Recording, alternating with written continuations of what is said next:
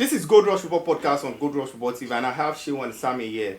We have the questions which the fans sent to us, and we'll be asking the guys here, and I'll also be answering some of the questions. I'll start with the first one right here. He says, who is under more pressure at the moment? Postecoglou or Arteta? Ha! that one is strong. Dang. I think Postecoglou is under more pressure because number one, he played a part in the pressure that's killing him. Because if you remember that interview he gave at the beginning of the season, he has never been to a club and not win the trophy at the second season. And we can see how that is going for him this second season. He's still in Europa. Do you think he can't even beat Galatasaray? He still has the FA Cup, right? He can't even beat Galatasaray. And he defeated Manchester City. Well, is that the trophy? So Tottenham, if you remember Chelsea last season, that's what Tottenham is doing this season. Like they've replaced Chelsea of last season. Chelsea last season, we were fantastic against every big team. And then lost points that we didn't have business losing to these small teams. And that's what they're doing. They've been standing up, shoulder to shoulder with every other big team this season. And then losing points. To imagine, Ipswich hasn't won a game. Oh my God, it's since 19-something. And they play Tottenham. Tottenham was that thing they had to play. Oh my God. So Postecoglou for you, right? Yeah, Postecoglou definitely. To me, I think Arteta is the one is the one panicking right now, and I would say the reason why he's panicking is the person that is under more pressure. Arteta is under more pressure now because first season came second season came second. This third season the season is not even slipping away. Is this second season that I would say he came second? I mean, it's been there for 5 years. Yeah, it's been there for 5 years. No. So I would just say I'm taking it talking about the recent 2 seasons. The recent 2 seasons because the man has been there for 5 years. I will count this recent 2 seasons because they invested more. They brought in more players this last 2 seasons. The first season, Saliba was out. They could not win the league. The second season, Liverpool bottled the league according to them, but which I didn't think we did. But anyway, this is the third season now. They've have lot of red cards, lot of red cards. Referee decision going against them. All those things have come into to play, and also missing their skipper Odegaard. The guy is just back, and they still not having that missed or match yet. So the players' mentality and everything is arguably Saka is neither fit today, injured. So Martinelli not coming to the party. But Arteta still has everything. Arteta has excuses. There's injury worries. There is player. We can see the troubles from the player's perspective. Like I think this is beginning to get to the player's head. So you feel you saying Postecoglou, right? And Chion says Arteta. Postecoglou is not under any pressure because you are not. His team is playing horrible football, and you're telling me they are playing horrible football. But what has any Tottenham coach achieve? What did they want to win? All right. I mean, what does Arsenal achieve too? Well, Arsenal is a big team than Tottenham. Let's move to the second question right now. So he says, how many games should Amorim win in his first 10 matches to give fans confidence that he will turn things around? Well, let me look at their 10 matches. So they're playing they're playing Ipswich. That's their first match. Yeah, Ipswich is their first match. You know why I laughed? Because it's Tottenham. First match, yeah. Right? Yeah, because of Tottenham. So kind of like, wait, why if Ipswich put another win? No. But they play Ipswich and then they go to Europa to play Bodo. Bodo should be a win for them. Ipswich as well a win. And then they play Everton at Old. They're playing at home, so that's a good thing for them. But they play Arsenal the 4th of December, and then they play Nottingham Forest, one of the best defenses in the league right now. Yeah. And then they play in the Europa. They play against Victoria Plens, and then come back to Premier League. They play Manchester City.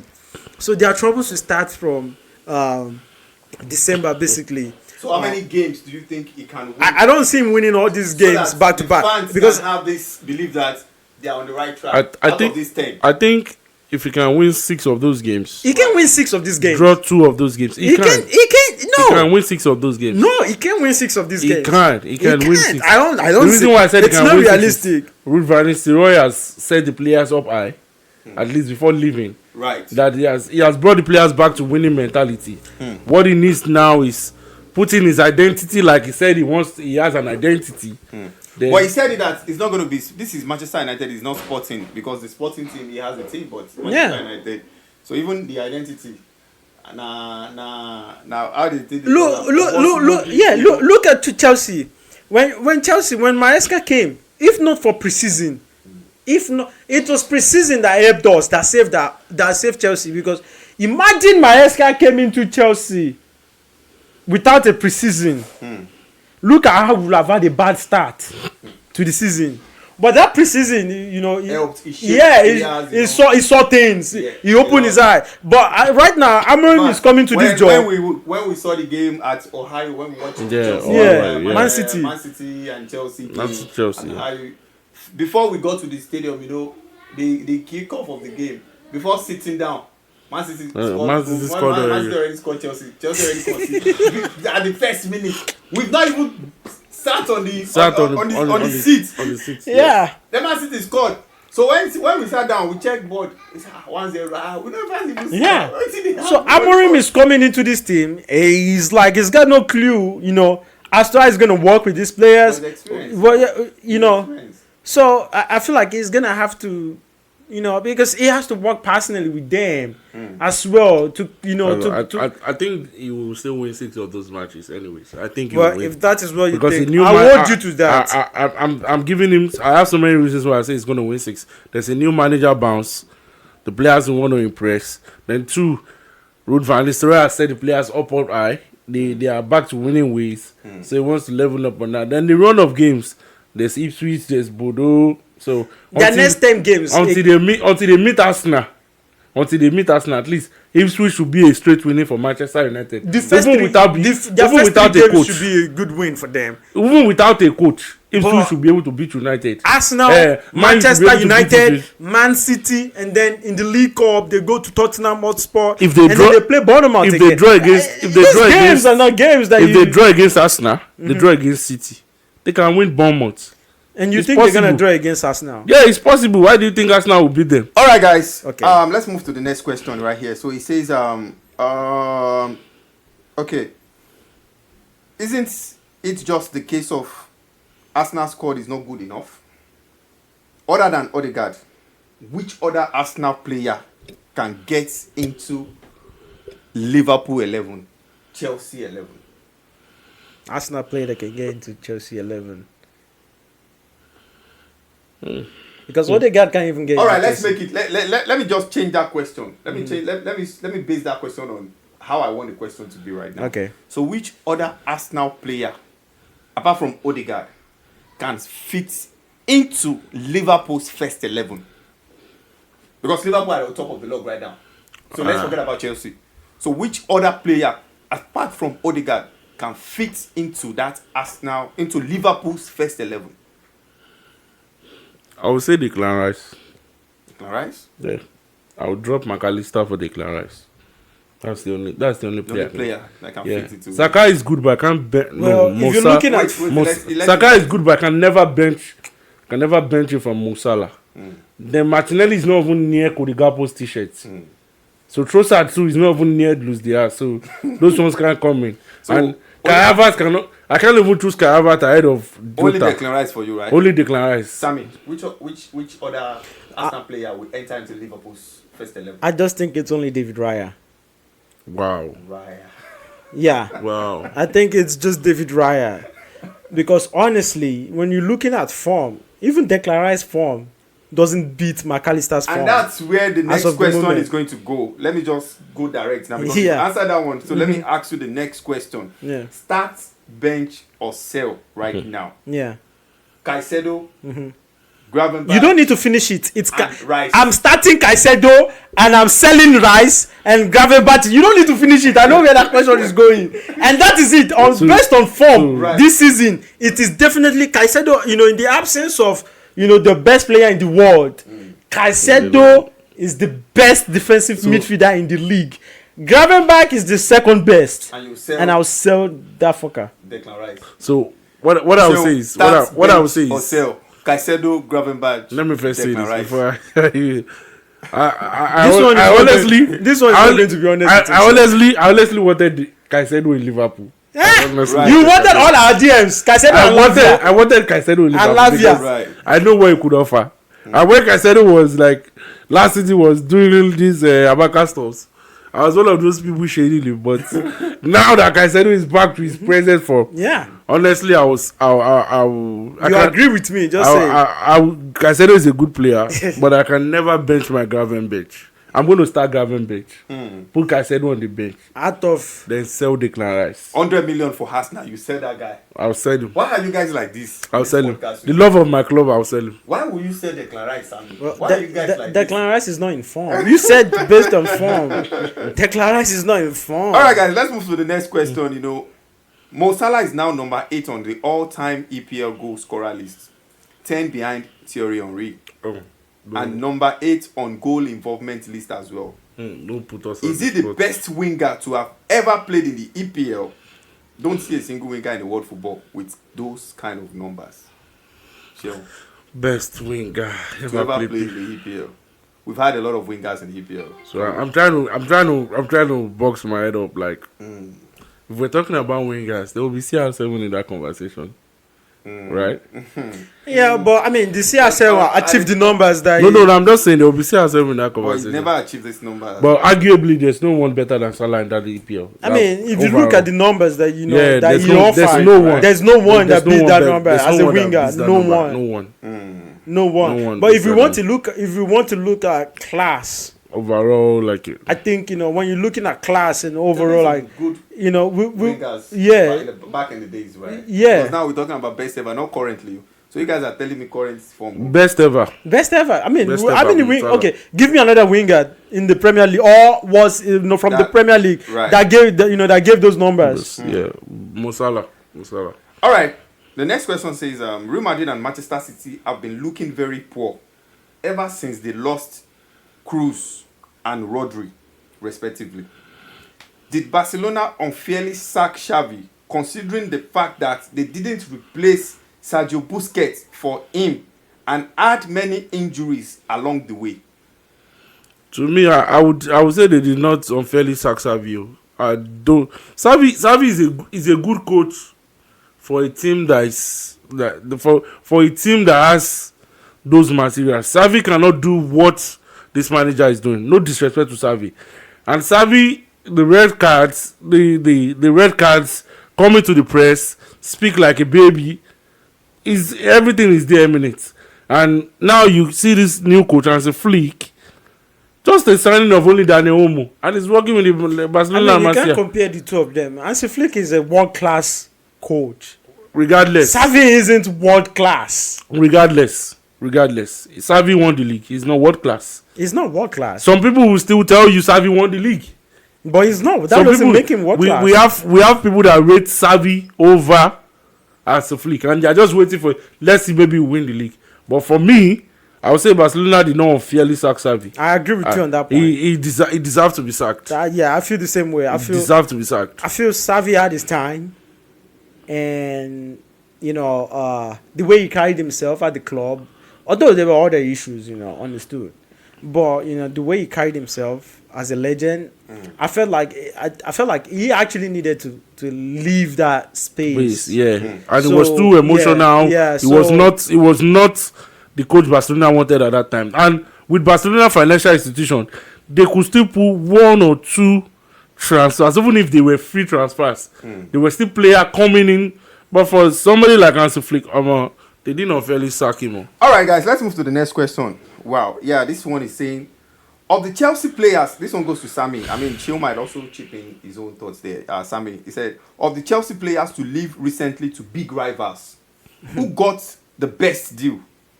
Is it Arsenal with Havertz? Is it United with Mount? Or City with Kovacic? Wow, that's a tough one. I think it would be City with Kovacic, honestly. Because I mean, Havertz is never going to give them anything. Havertz is never going to give Arsenal anything. The eight. Like, come on, like. I see Arsenal here, man. No, it's not the fact. I'm not. No, it's not. It's not about being an Arsenal eater. It's about, come on. You can't score against Chelsea that gave you Champions League. The only Champions League you ever win in your life. Because you can never win any other Champions League. That's an 8. That's an 8. No, that's an 8. I'm just being realistic. That's 8. I'm just being realistic with That's you. And then you came and scored and jubilate like a fool, like a donkey that you are. That's an 8. Man City, right? So Man City with Kovacic, I agree with mean, that? it's won trophies with them already. I would not agree that. So it's won trophies with them already. So I'll go with Havertz with Arsenal. Well, what trophy does he have to regardless of the trophies Kovacic won? No, why do you play soccer if it's not to win trophies? Fine. Why we play soccer to win trophies? But if Kovacic was better, Man City will not be crying for Rodri's injury now. They will not be pained by that Rodri injury. No, they are two different profile players. So you can't compare Rodri's profile to Kovacic's profile. They are two different profile players. Yes, but at least to some extent there should be some balance in the midfield. No, there's no balance. So I'll take Kai Havertz because Kai Havertz will score like. I don't think you're thinking about the people that surrounded Rodri, and look at what's surrounding Kovacic right now. Is it the same thing that surrounded Rodri that surrounding Kovacic? Regardless. No, you can say regardless. Kovacic has not come to the party. What party? He has won trophies. Let's move on, guys. Let's move on to the next question. Right? Do you think this is Thomas party? Right. Start, bench, or drop. Anthony? Wait, which Anthony? Anthony of Manchester United. He's selling. Modric of Chelsea. Bench. And Rashford. No! No! I have to tell. I have to hold on till I finish the question. This is a bad guy. Wow! Start, bench, or drop. Wow. Honestly. Anthony of Manchester United. Honest opinion. And Rashford of Manchester. So based on current form, right? Based on current form, Anthony, I don't even remember the last time he played. So I'm selling him for sure. I'll keep Rashford on the bench because I mean, you know, it's like we know what this guy can offer. His case is just like a case of Modric when he came to Chelsea. You just have to something has to be done. He needs deliverance. And Modric currently, as in terms of form, is a fantastic player. He's the highest goal contributor in Conference League right now. Sammy, you are pushing us. You are pushing us to where? He laugh. They push us to where? Don't make me talk anything I want to talk. In Conference League. Sammy, don't finish us for this podcast.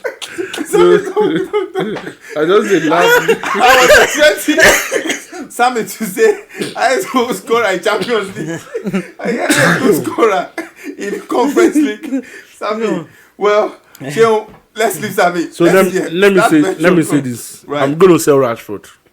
I'm going to sell him because his attitude toward the game, towards Man United games and all that. He lost the ball. He doesn't track back. His nonchalant attitude and all these things surrounding him, feeling like he's the savior of Manchester United. But that is not the Rashford we knew. So no excuse. I think his issues was with the coach. No excuse. Rashford we knew was always one season on, one season off. No excuse. There's no excuse. Rashford came to England team before Saka. And Rashford could not make the team anymore. No excuse. You know what I'm selling him off. Even the Bible said the first shall be the last. I'm selling Rashford off. I'm gonna put Anthony on bench. But you agree with me, Modric is the best out of us. You see what I'm saying? I'll put Anthony on bench because Anthony can. He said Modric is best. Did he tell us because he's the highest goal contributor? Come on, you gotta give him. Did you see the goal he scored against Noah? Did you see the goal he scored against Noah? Is it Noah in the Bible? Which Noah you are talking about? Against Noah. You're traveling to Bethlehem and Jerusalem every night. All right, guys. Oh my God. I'm just going to make this the last question for the day. He says, rank them as the best suited for Madrid's defense.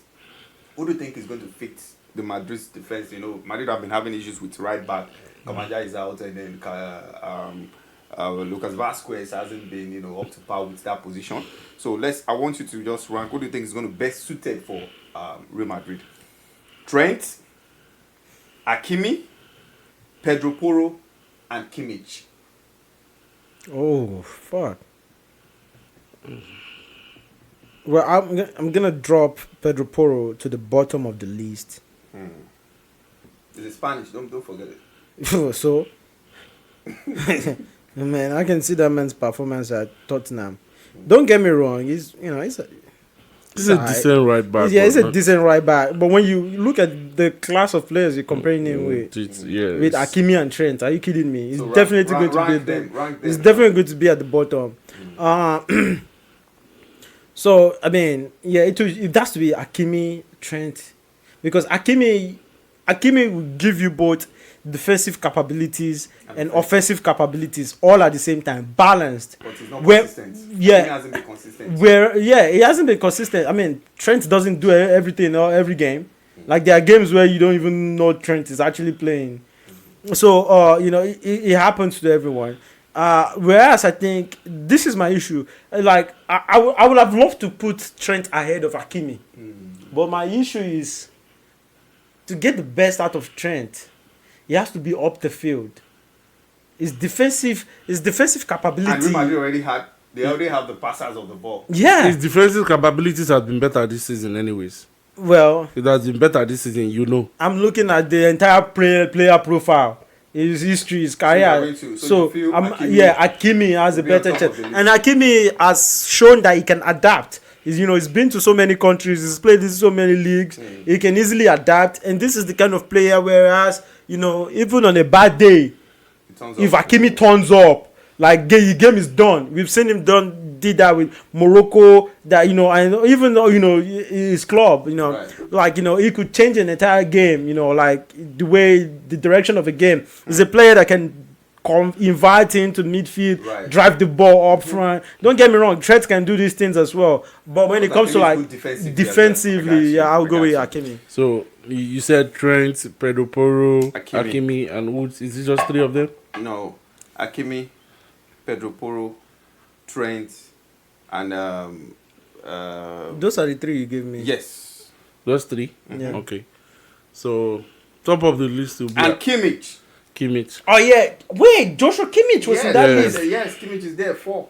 No, I know it was 4. Hakimi. Wow. Pedro Okay, Porro, this changes the entire game now.